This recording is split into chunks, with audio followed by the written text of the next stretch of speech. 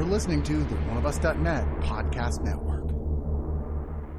One of Us is a podcast and video network funded all but entirely by donations and subscriptions. We do accept pitches for audio-based or banner ads, but on a case-by-case basis. If you're interested in that, contact us at oneofusnet@gmail.com. With the amount of audio and video content we generate, it is expensive and extremely time-consuming to keep things running. Please go to the webpage oneofus.net and sign up for a subscription at $2, $5, $10, or $25 and get a ton of bonus content. One of Us needs and appreciates all your support. Why do so many swordsmen in Hong Kong action movies only have one arm? Are Shaolin monks good or evil? Join me, Ross O'Brien, as I ask these and other questions to Hong Kong film producer, martial artist, and historian Bay Logan in a new podcast series on the history of Hong Kong film. Listen to A Better Yesterday on the Oneofus.net podcast network today.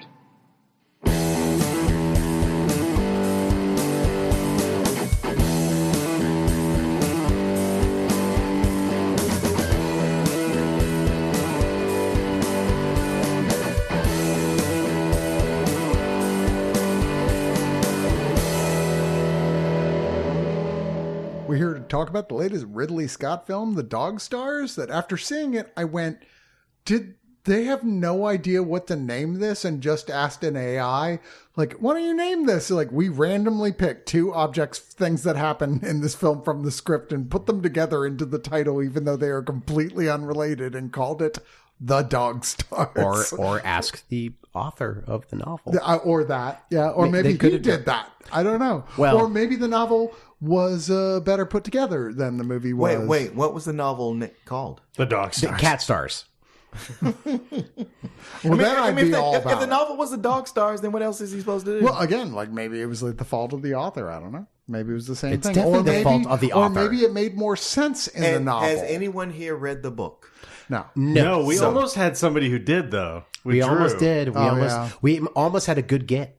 With Drew, because he Why are would you have talking read. about shit about Martin? I'm just saying. I mean, you sub one of us because he would have been actually, been able to talk about the goddamn book and As usual, what's the it difference? was like, I can't do Hey, it. Yeah. I'm the guy who showed up. So Yeah, No, you I'm not talking are. about you, Martin. I'm talking about just like someone else, like because we can have a $5 on here easily. To review this movie, I'm Chris. Joining me is Right. Hello. The man who knocks. Oh, Martin. Sorry. I have a lot of nicknames, and that's never been one of them. I like that one. Nathan, the only Ridley Scott enjoyer here. Yeah, probably. Although to this day, I always say when people say like, "What's your favorite movie?" Like my default answer is Blade Runner, and it is one of my all-time favorite movies, no question. But I don't know. Is it my favorite movie? I don't know. I've watched so many fucking movies, and there's so many I hold so high when people regard. say, "What's your favorite movie?" I rattle off movies that I've been seeing for the last 20 years. For a film critic, it's an absurd question. Yeah. I always like one of my The Woman in the steady Yard, answers. yeah. Well, yeah, The Woman in the Yard. Woman in the Besides Yard, Woman in the Yard is Alien. That I will always throw out because it's just structurally perfect. Well, I mean, he's also made some fucking incredible movies. We're not like negating what he's done. Let's also not forget the fact that like during that period, he also made some deeply overrated, terrible films that people still hold up and are good. I'm just saying I'm going to be on my defensive because at least I'm not sure where you stand, Martin, on the Ridley Scott wars, but I know with the two of them, It is an active war. the entirety of his filmography means diddly squat. No, there's plenty of films by Scott I Hey, like, just less than you. You and I have talked about this. I love Matchstick Men. I'm one of the few, Okay. I guess. No. Matchstick Men's delightful. I fucking love that movie. It is crazy when he can pull one of those out of his back pocket like Thelma and Louise. Nathan, you're not helping right now. He had that period where one good movie, one bad movie, one good movie, one bad movie. He's like one for me and one for me. Yeah.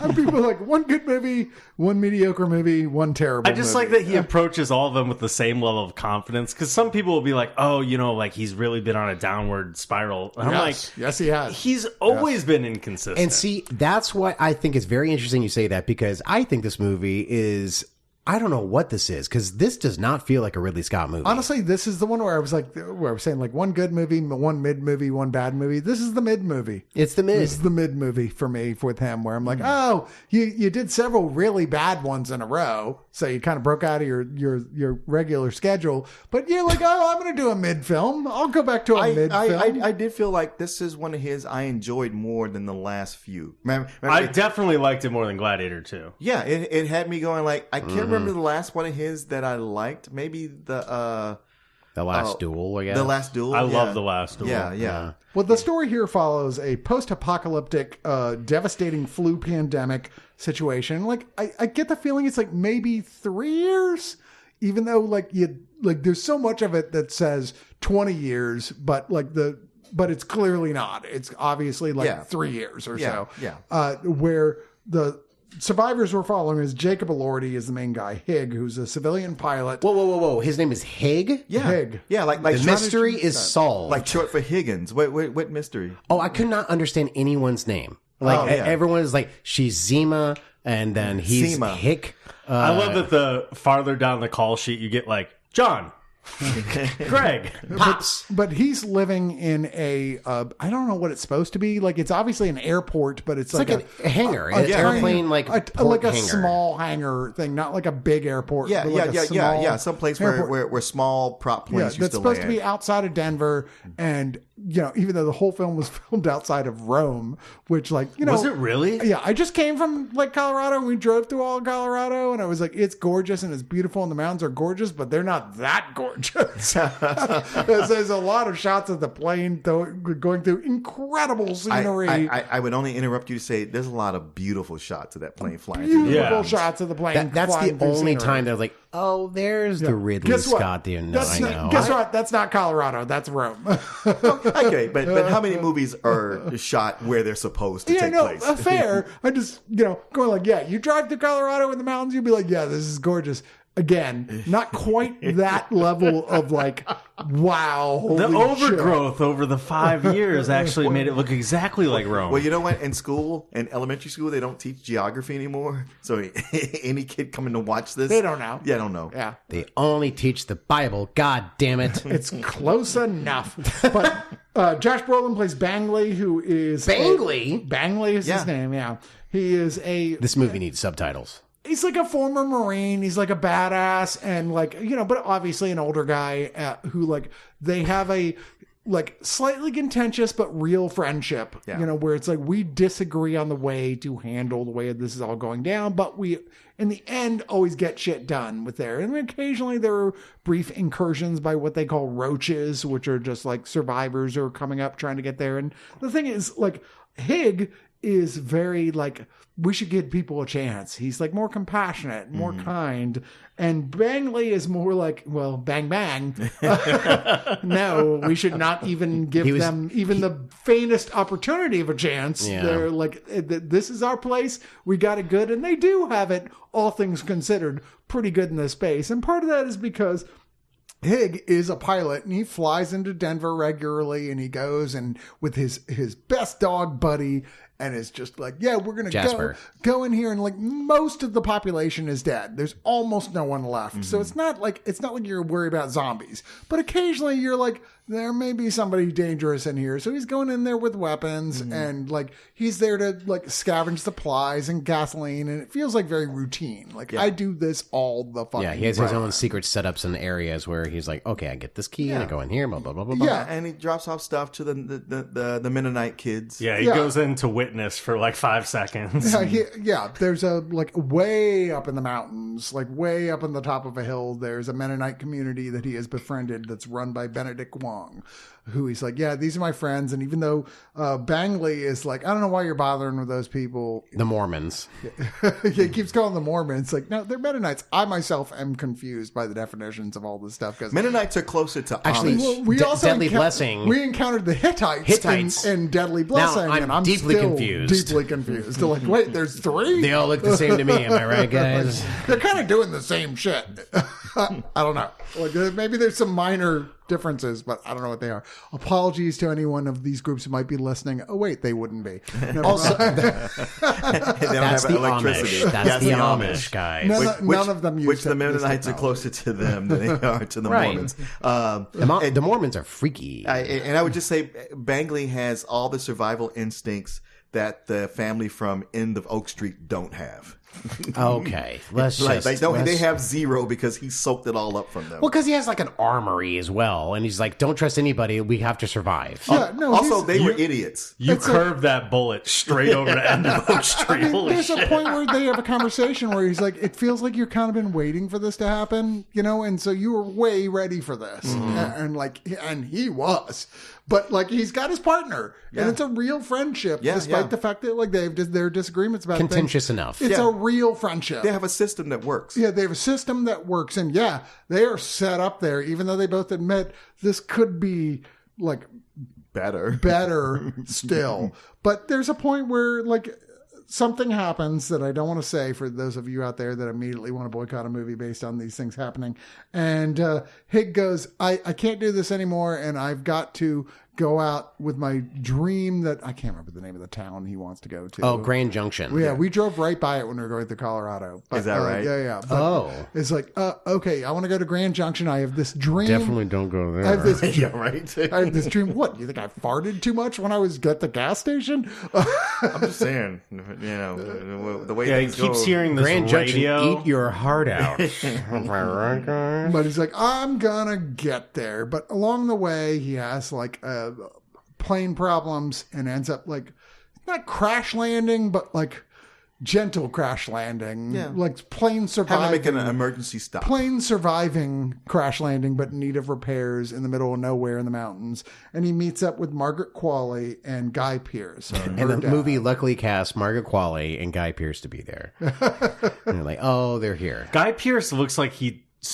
took all the essence from Sam Neill right before he passed. I'll be honest, I think Guy Pearce gave my favorite performance of this entire film. Oh, I agree. I think he was the best actor in the entire movie by a sizable I margin. thought everybody was good. Everybody is fine, but he is the one that was like, I want to know more about this guy. I think because he's our age.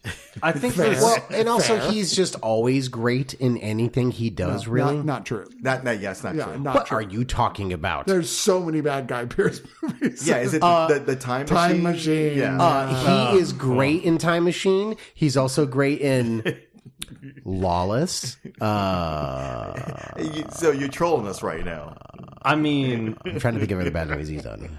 What it comes down to Prometheus. is this guy, like, on his good in for me. on his path to like try to get to where he's going, meets up with these people who initially are like, we don't trust you, or at least Guy Pearce doesn't trust him, and going like, okay, well, this is the beginning, because we're like, he had a wife who died, and he keeps going back with his visits to Denver to the house he lived in. He keeps visiting his dead wife. Well, and well, goes flashbacks. He's still of deep her. in grief over the death of his Deep in wife. grief. It's only been a few years. And to the point where he's borderline suicidal.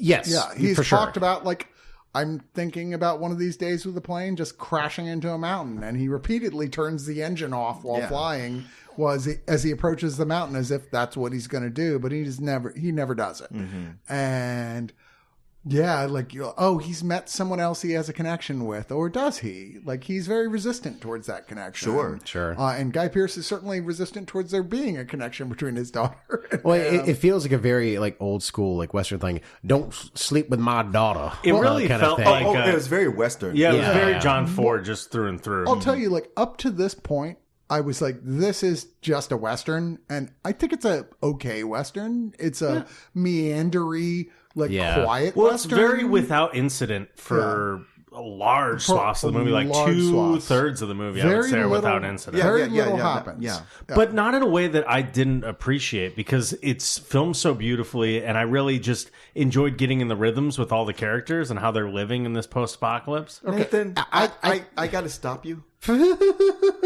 because I agree with you.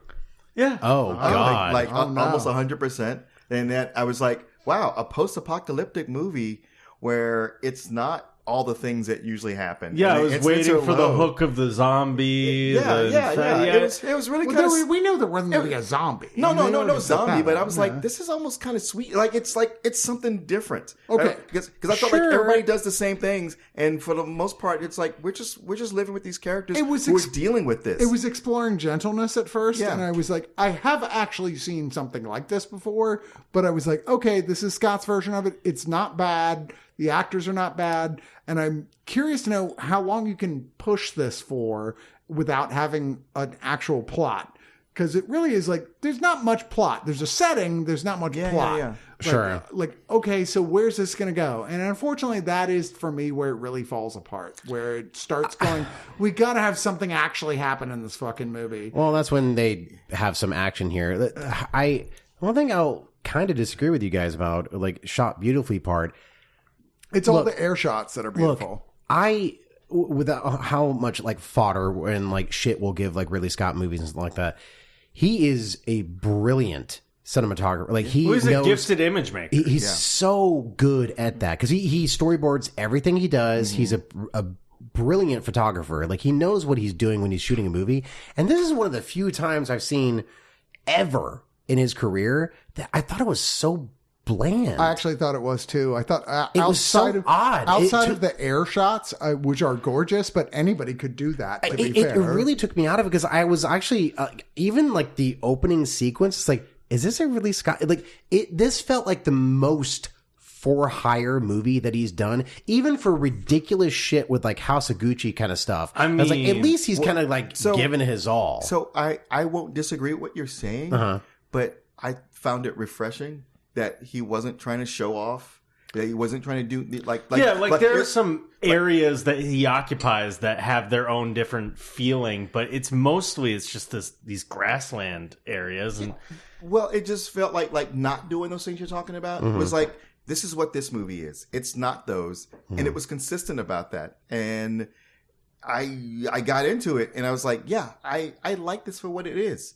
That it isn't bombastic. It's not the things where you go like, ooh, look at that. It was just, other than the aerial shots, it was just people playing off each other, and it was a chance to look at it and go like, you know what? It's not flashy, but it is solid filmmaking. Yeah, it's well blocked and well lit. It's a thing that we kind of take for granted sometimes, but I feel like I've seen a lot of movies lately that don't even get that. Don't even get those basics.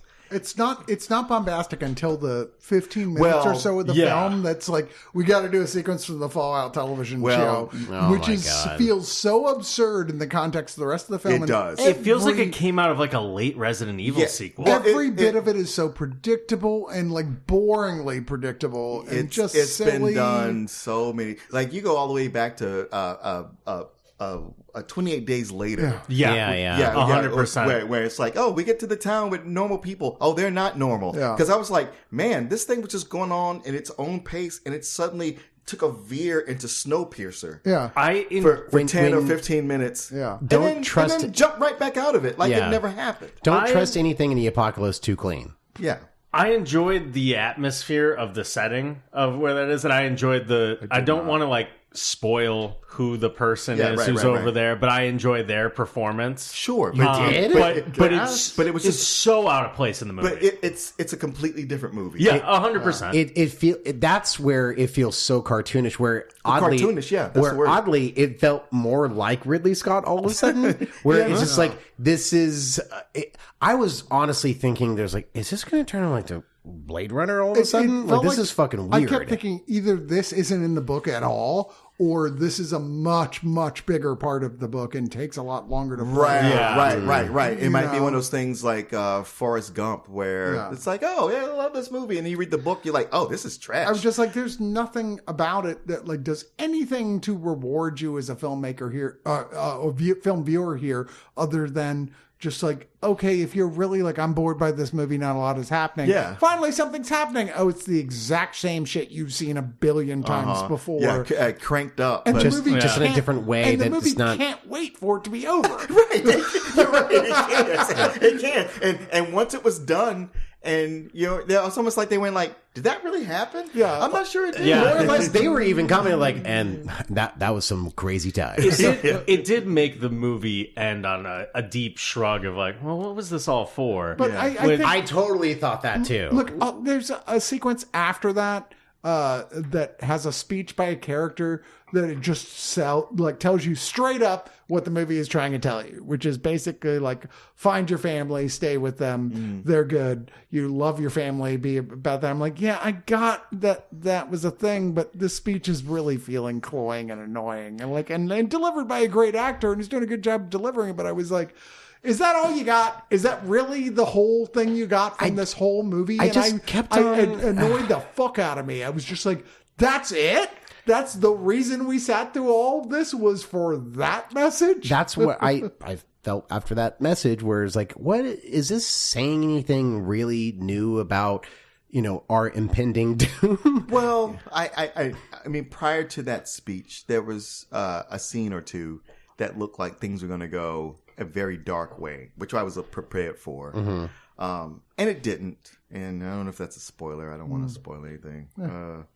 But who cares? But welcome to Wright's World. but I was okay with the ending. I was okay with that. It's like, all right, this is where we were always meant to end up.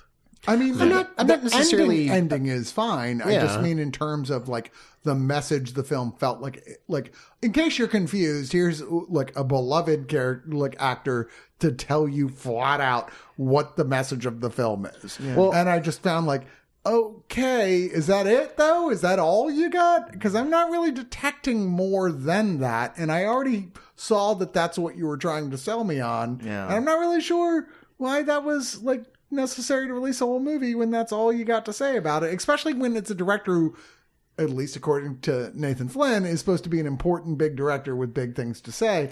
And I was like, that's it? This is television level messaging. All right. Like, well, don't put that all on Nathan. No, but this is the fun I'm sorry for writing the dog stars. This is the fun we have on Oneofus.net. Okay. All right. Okay. I love you, Nathan. I love you too. But I see what you're saying. And sometimes you get with these movies, I realize like some directors make a message for, say, people who are older, who've experienced a lot of movies, experienced a lot of life and know better. And their message is kind of coded or hidden, and you go like, oh yeah. And sometimes it's out there for just the mass audience. I know. And also spell it out for him. I think when I think of Ridley Scott, I don't think of him as this great grand storyteller. He is just simply a filmmaker. Mm-hmm. He's only as good as the script that is handed to him, and I don't think the script is particularly great. Mm-hmm. Yeah. And I'm curious if the source material is any better. I am so curious. Yeah, I really want to Wikipedia it. Because if it is really just like a couple chapters in the land of the wicked flight stewardess, I feel like it really did kind of like break down to such a level of simplicity overall. And I like, Martin and I were talking about this earlier, like I'm really into things that, especially when they deal with genre, are about like how important compassion and kindness are. Which is what so much in the movie is. So much of the movie is like aiming for that with Jacob Elordi's character about like, even though everything is as bad as it seems like it can get, like that is still important, in his discussion between him and Josh Brolin's character, like is kind of the crux of that. And I wanted more of that discussion and more of the movie to be about that, but ultimately it is not. That is kind of abandoned. That's what I feel like, is that it felt like everything was very rushed for how long it took after, like where the movie takes place, or when the movie takes place. It takes place more or less like 9 or so years after shit went bad. And some of these conversations, like you're having this conversation now, like it's been like a fucking decade. I get the feeling it wasn't that long. I get the feeling like 3 years. Yeah, it feels like 3 years. Yeah. I don't know. Just because there's enough stuff that's still like kind of fresh. It's dog math. We're doing dog math. Yeah, because when he flies to town to get supplies, they're still there. So it can't have been that long. Yeah, no, I think it's like 3 years. Yeah. It's not that long. I enjoyed how sparse the mythology of the actual post-apocalypse was. Because I didn't need like giant lore dumps or like, and the Reavers have ravaged us. I just really liked living in the world. Also, like, the idea like the Reavers. I'm just like, is this Firefly? What the fuck? Is it? What do they call them? Reavers or Ravagers? What do you call them? Roaches. Yeah. I was just thinking the War Boys. It's from, just so from it's Mad just so Max. kind of random. And like somebody was like, "Would people go that feral that quickly?" I'm like, "Have you been on the internet?" lately? yeah, right. It's so there's much. huge groups of people that cannot wait for this to happen. Listen, guys, so they can do the this. midterms this year are going to go crazy. But like, I'm like, yeah, I 100% believe that there are groups of people that would be like within 2-3 years would be that feral and fucking and fucked up, but they're not that interesting. You're just a generic group of like Ravagers. There's no leader, there's no characters, there's nothing. They're just a plot device, and that is all they are. What was the thing I was saying? Is But like I they kind of look like But that. it's not really about them, though. Yeah. Well, they're a constant threat, and they're different factions of them, I guess. I mean, This it is just why feels the 28 Days Later spinoff was much better than this it movie. feels very like that whole threat feels so generic when they do pop up. I'm just like, again, it feels cartoonish in a way where it feels lazy, and because they. I don't know. It's like, why try with all the makeup and shit? Like, it just feels like, why are you doing that? Aren't you guys trying to survive right now? It was Like, only what like the 2 or fuck is 3 going years on? ago. They saw the fucking War Boys. Yeah. But there's no It's not like spray they, paint left. it's not like they have a like because if they do have some kind of like culture or cult or whatever the fuck it is it's never addressed. But it really feels like it's going to lead to something early on, because you're like, there are groups later that you're like, no, that's obviously, because they're all with the face makeup and everything, you're like, they're bad. We can tell just by the fact they have face makeup and a bunch of random symbols, they're bad. But early on, there's like a question of like, some of them you're like, they might be people just looking for anything they can get. And that nothing ever comes back around to that. Look elsewhere. I just like, there's so much stuff like that. I'm like, they're not really going anywhere with the most interesting questions that the film poses. And now you ask an interesting question about that. Like, yeah, we don't get to see what more of that is about. Like, the implications of all that. That would have been a good thing to, dive into. I think that one thing we could probably all agree on, it's not necessarily really, the movie itself is not really interested in like the world building. It's really just interested in the characters of living in this world, and more of a, I would argue, like kind of more of a half-ass like character development study, or just a character piece with these people, living with the idea of like, oh my, all this grief that they're carrying mainly with from their previous Elordi, life. even though he doesn't really evolve very much inside of it until the very, very, very, very end. Yeah. You're just like, and even then, it's like, okay, sure, we all knew this was coming. So, Yeah. like it's not even really a character piece, because nobody really evolves except him. And even then, it's just sort of generic evolution. I mean, maybe this would be like, Ridley Scott's made some of the greatest films of all time. So you like, in a way, he's made some. I mean, when I say some, I mean 4. Like 4, yeah. No, he's made a few. I'd Maybe probably 3. be generous with 4, honestly. Like, the thing is, his career, what I like is the range of it, because he will make like He's made so an many different abject things. failure and a masterpiece with the same level of confidence. Like, Yes. there's no level of like, oh, I really fucked up this one. I gotta there's no level of apology with him. Yeah, which I like about him, because he's just like, I shot it. I finished it in like 8 days. I don't Not like 8 that, days, but 86 days. because I don't like when somebody is not going to acknowledge, because that's like the president we have. He's a very problematic guy. But even looking at this, I gotta go. He is a solid filmmaker. I don't always like the films. I mean, he is. He will make a real film. He's a craftsman who knows what he's doing, but he has a very distinctive style of doing it. And I don't necessarily like the results of that style, but he does it professionally. Yes. And like recently it came out, like one of his more recent styles is that he doesn't even get in with like, here's the camera shot I want. He's like, I set up 12 cameras. Yeah, he's been doing that for like the better part of a decade. He's like, I'll just in post figure out which one I want to use. I'm like, oh, I hate that. I really don't like that at all. I don't think that sounds very Terrence Malick. He's very I don't coveragey. like that at all. No, I don't either. I mean, he came out of commercial filmmaking where he he made the, like 60 years ago. 1984 commercial, but he still does that in the interim. Not good. I'm just saying. I mean, it upsets me. It's not like he was setting up 12 cameras in goddamn like Blade Runner. Yeah. I just think he's a one of one. You know, like he unlike What does that mean? he's a one of one as far as directors, where like I still don't know what that means. unlike his contemporaries that are around the same, like Martin Scorsese or Steven Spielberg, or even even his brother, there isn't like really this like overarching theme of like, here are the stories that I like to tell, like outside of like grumpy Russell Crowe and medieval garb. He doesn't really have like a grand story he's trying to tell. I just like that he executes commercial filmmaking on a level that may give you something incredible or may give you something that like Exodus, Gods and Kings or 1492, where you're just like, I could not be more bored currently watching this. But it sucks because he's also a person that can do The Martian. And that's where, like, you look at this film, like, I could thought see a lot how about this is... The Martian while I was watching this movie with the survivalist aspect of Sure. it. And it's also, like, The Martian is probably the most humanistic movie that he's made, because he And makes people, movies that... Yeah, and people were saying, like, early reactions to this film, it was like, oh, this is the most humanistic, like, movie he's made so far. Like, fuck out of here. I mean, I could argue a lot of other films that he's made that are way more than that. He makes a lot of movies that are straight up cold, but then he will make like a movie like The Martian or Thelma and Louise, where you're like, well, this guy is an empathetic person. All the things going on with some of his early films where people are like, you are exploring that aspect, are interesting and in depth and have many questions that are fascinating the movie addresses. There's so much depth in them, like Blade Runner or Thelma and Louise. And this is not that. It's just like, here's a very generic portrayal of a guy who is like super humanistic, and we're not really going to get deep into it. And I'm just like, we don't really ask a lot of questions, and we certainly don't answer many.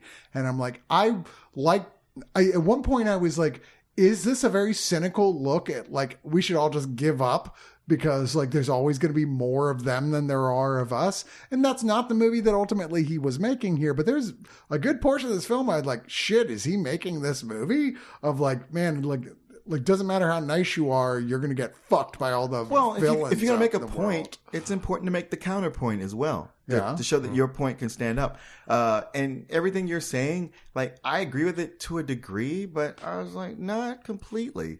And he does make a lot of different movies, but even though this isn't his most humanistic movie, it is his most humanistic in a while. Blade Runner is his most humanistic movie. I would say, like, the one thing that I maybe not, like, saying right now is, like, it's the most optimistic film. Yeah. I mean, honestly, when's the last time you saw a post-apocalyptic movie that was optimistic at all? I don't know. Yeah, agreed. But it also just, like, feels like 28 again, days like, it's just kind of years later, naively optimistic. Where it's just like, I don't believe any of this. I don't want to play like the Nathan read the Wikipedia page on the novel, but just good. skimming, Final thoughts then. Skimming through it seems to be pretty accurate to the novel, because everybody said, like, romance is a little thin. Well, maybe the novel sucks. I don't know. It has action scenes that are sparsely delivered, but what I really liked about it was that it really just showed what it's like to be a human trying to survive at that moment. I'm like, oh, that's pretty much okay, but like, okay. So part of it is like,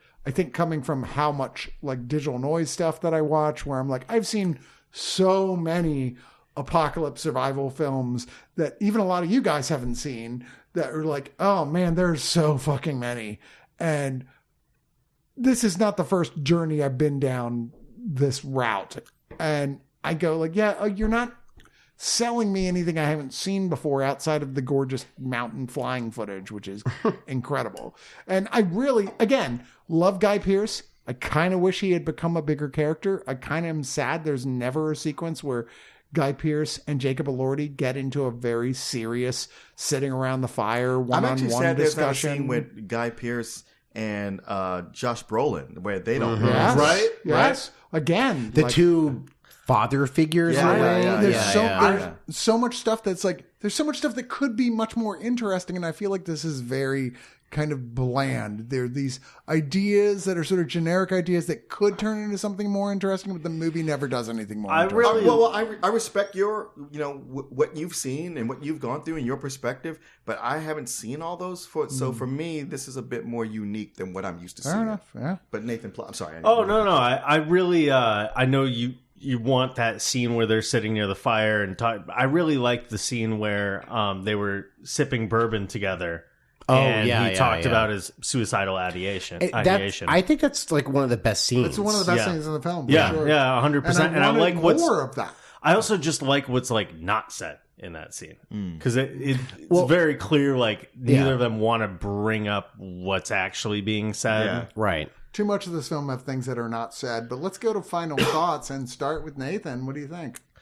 I like this movie. I didn't think it was by all means like the most original post-apocalyptic movie, but I really liked its simplicity.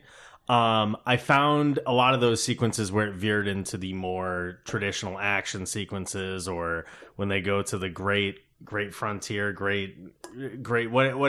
it's called. Junction. The Grand Junction. When they go to that area, Seemed I like found a nice that to be a town little driving bit more generic, but still pretty well shot and filmed. I really like the atmosphere that the Grand Junction farted had. there so much when I was there. I just like got out of the car and I was just like, oh, thank God. That town is ruined. I liked most of the supporting... So you caused what happened. Pretty much, yeah. I like most of the supporting cast. I think Elordi is good. I think this isn't really to slight him, but he doesn't really strike me as an everyman just simply because he is so fucking tall. Right. I mean, and handsome. And every time I see him, I'm just like, could we have gotten like maybe Josh O'Connor? Like, no offense to you, just give me somebody More with of a rat face guy. Yeah, give me truly, honestly. And maybe a little bit of a better actor. I don't know. I agree, but also I don't think he's a bad actor. I mean, I really don't like Frankenstein, but I really liked Elordi in Frankenstein. I think he was the only thing that had a spark in that movie. No pun intended. Now that I realize it, I thought Margaret Qualley's role was both. By the way. The script didn't serve her, and she was quite underwritten. And I found the entire romance to just kind of be like a wash for me. Their relationship was like, you have a dick, I have a vagina, let it go. We're both attractive. Attractive. Thank God in the apocalypse, am I right, guys? And the only other prospects are these fucks. Yeah. It's like, please, I have to fuck my dad. I thought both Josh Brolin and Guy Pearce were really, really great in this movie. Very just soulful performers in general, and really good casting. It is kind of weird, even though they've been like up there in age, to see them really fully in like the Robert Duvall like elder statesman roles. But yeah, no, I really like this. I thought it was actually pretty well paced, despite getting into certain areas that did feel a bit sluggish towards the back half. And I really liked how without incident it was for most of its runtime. Yeah, I'd give it 6 out of 10 promotions from Bullet Bourbon. Martin Thomas, again, thank you for joining us. And Sure. I want to hear your review. Thanks for having me. This is something I didn't expect to say ever in life, but I think I like this movie a little bit more than Nathan did. Oh. And hold on. Yeah, right. Total spit take moment. Yeah. Because I'm not one who hangs on directors. Like Nathan. Well, I was talking with Richard Whitaker about this, how they're critics' darlings who can do the same movie as an unknown director will do, and the unknown director will get slagged for it. But the critics' darlings, the critics are all like, yeah, but I can see what he was going for. Drives me crazy. Yeah. But PTA, though. Yeah, I hate that. But so I'm not even thinking like from the Ridley Scott lens of watching this movie. I'm just watching it for what it is. And I go, this is a different take on the apocalypse. And I'm enjoying this movie. I'm not a big Jake Elordi fan, but I loved him as Elvis and Priscilla. Oh yeah, he's really good. I liked him more than Austin Butler. I thought like, wow, he really nailed it. I like both performances, but yeah. But who did you say you thought would be better? Josh O'Connor. Yeah. Josh O'Connor has proven himself to be better in certain situations, but I thought Elordi fit this well enough. It was enjoyable watching something like coming into it and going like, oh, not a lot's happening. Okay, well, that's the movie. I'm going to dial myself back, click, click, click, click, click, click, click, and then take it for what it is. And getting on its level, I was with that. And I liked it. Like, yeah, there's going to be a few incidents, but this is how people deal with this particular apocalypse. And I was all for it, and I thought all the actors were fine. I thought they were maybe a little bit better than fine. They were really good. And there's things I was like, well, if I had a wish list, if I rubbed the lamp and I got the genie, yeah, I might go, I wish I had this, but this is what it is. It is only that, that third act, Grand Junction. Grand Junction thing where it was so just absurd. Like, what the fuck is it this was doing it here? was so absurd. And I'm so used to a movie I'm watching where I go like, oh, I see what you're about. I can kind of write you off now. And I wasn't doing that. And then suddenly with that, I was like, what the hell? It's like you're really being tested right now. Yes, but what was so surprising was like, okay, I guess this is the movie it's turned into. And it was like, no, it just veered off into that. And so briefly, which is what's so weird about briefly it. Veered off into it, came back to what it was, barely mentioned it at all. Yeah. He's like, well, I think we can all agree that never happened. Yes. Also, for people who are still sensitive about dogs dying in movies. Yeah, not your film. Yeah, not your film. And like, hey, Definitely man, my film. I love dogs like everybody else, but It's an actor. It's a dog actor. They've been untouchable for like the last 20, 25 years. The dog is fine. Yes. Martin Thomas is here to say it's about time to kill fucking dogs. It's also not like screen. the dog's loss wasn't on the entire movie. No. Moving forward, and it doesn't revel in it. It doesn't revel in it, and it's important for what, things that come later. I can only assume he goes on to become a constellation by the title. But I'm assuming that dog was a diva. That's why they had to get him on we there. had 25. We have 20 or 25 years of the black guy not dying first in horror movies, and then a few years ago that came back. Yeah. So we killed the black guy? Yeah. Did not see that coming. Like the first one. It was either that or the gay guy. It was a Kristen Stewart horror movie. I was like, oh, we're doing this again. Okay. Well, okay. The moratorium was over. Eventually, they had to die again. Yes, I'm sorry. Yeah. It turns into racism by not killing them after a certain point. Exactly. Yeah. It's racist not to kill them first. Equal opportunity killing. Yeah. So anyway, for all this movie, all said and done, I liked this more than I didn't, and I was surprised. And I'm going to give it 7 of the 10 dog stars it might have gotten otherwise. Yeah, see how I worked that in? I see. Yeah. That's Right? the dog strain. As a professed, Ridley Scott says, influencer now. What? He Oh said, yeah, that was the whole thing. Yeah. Ridley Scott said today that he sees himself more as an influencer than a filmmaker. That's not good. Yeah. You're trying to make me change my rating, aren't you? I'm not doing a bad job at it. Because I will say, Chris said some things that make me almost drop it down as well. Look, It didn't quite bring it there. It's up to you now. Bring it home, right? oh, I will. I thought overall this was a kind of just a bland film. I don't think it was saying necessarily anything new. There are times when I will late at night watch YouTube and watch like power washing videos or lawn mowing videos are just like, No, you don't. YouTube I totally do. in quotes. no, totally. Power washing videos, really? But I'll watch these videos just to kind of like zone out because like I just have this OCD tendency just to like kind of watch these like I completions. got a really good Nicholas Winding Refn show for you. Jesus. But like there are times when like it felt like that where I think that it was the movie and the screenwriting was thinking like, oh, this is character development. Like, no, it's not. Just because they're lifting up like tree trunks is like, aren't they getting along? I And I'm like that. I thought that was piss poor writing. It was kind of driving me crazy a little bit because I would normally watch this at 2 a.m. just to try to fall asleep, and it's making me fall asleep now watching this movie where it's thinking this is character development and it's not.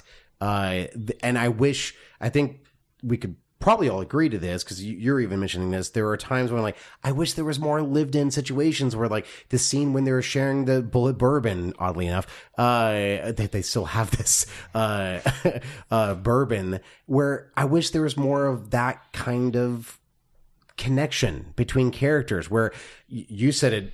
I thought very well that, Margaret Qualley's character is so underwritten and like, why are they rushing this thing just because like, well, he man and she woman, so fuck. And like, it's just it's lazy writing, I think, ultimately in the end. Now granted, I will concede that I do find it, after we've been talking about this, maybe oddly refreshing that this is not super flashy Ridley Scott. It is more, like kind of plainly shot at times, and there are times where it's really gorgeous looking when he's flying around. There's also some really bracing violence, which I wanted to mention in my final thoughts. You did yelp, and also that particular scene where there is like a crazy violent part. I was like, I snoozed at that point. I was like, this is so like telegraphed this is going to happen that it didn't shock me at all. And also he did it better in Gladiator. Cause he did the exact same kind of shot where the chariot is going through someone's chest, but this is a sort of a different type of whatever. Anyway, I don't know. I just thought this was, fine. I really wonder if this is going to resonate with a general audience. And I think it might. I just think it's going to be kind of an underwhelming, like, movie in the end. I think in the box office sense. So I'm going to give it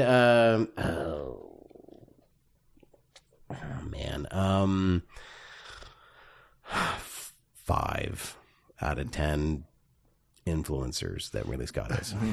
No, this was a whiff for me. I mean, Martin, you raise a good point. Like when you said I haven't seen all those same things that you've seen, and fair. But there's still so much you have seen. Like, even if we're just talking about, like, television shows, like The Last of Us and The Walking Dead, which we've seen every possible variation on this scenario. I've seen those. Those you are just can more, imagine. They're more sensational. And I like that this wasn't. But, I mean, like, both those shows also try to focus on things this is also trying to focus on, Like, it does get to, like, let's make it more about the human moments. Both those shows really do focus on those things. It's also the different mediums where television you could really do that, in movies you can't. No, fair. But I'm sorry, I will not interrupt and again. No, it's okay. Martin, please interrupt him. Where certainly this didn't have the time of a television show to do it. There's still like, which is crazy because he makes crazy long movies sometimes. This is still feels like you're setting up a bunch of stuff that should be more interesting than it is in a character-based thing, and yet it never really feels like the characters are all that interesting to me. Okay.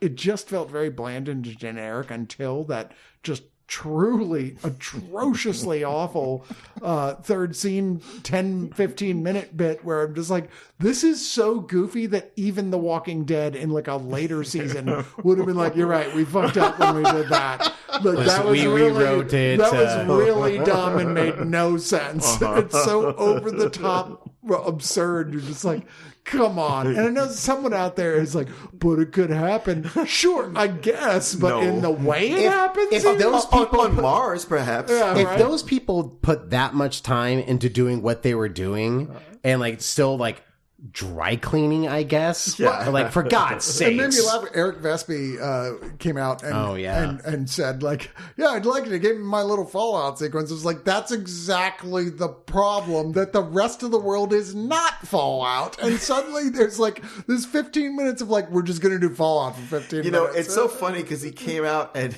I was like, oh, here's somebody who agrees with me. And when he said that about Fallout, I was like, no, get out of here. While you're correct in that it resembles Fallout, the context is wildly badly chosen. Yeah. But largely I'm like with you on this, right? Kind of like 99%. Like, it is a total whiff of a film. I'm like, certainly if you want to watch planes flying through Rome pretending to be Colorado, it looks gorgeous. Those sequences are really beautiful, but I again come down to, yes, but I've seen a lot of National Geographic films and they do that quite well too. And those are usually interns. Like when you're up in a plane looking at the most beautiful places in the world, you don't have to do a lot of work. Oh, also lack of tension. I never felt tension the entire tension film. at all. Yeah. I'm going to give this 5.5 out of 10 times. I was grateful. It was so cold there with Michelle Qualley's thin T-shirt scene. Margot Qualley. Margaret. What did I say? You said everything else Michelle. but that. Fred Gwynn? Michael Biehn. That's her name. Michael Biehn. Michael Biehn, starring Raphael Williams. What is his name? I said Biehn, and you said it was Bean. Oh, when I said Pharrell Williams? Farrell. It is Bean. He just said Biehn. God damn it, Chris.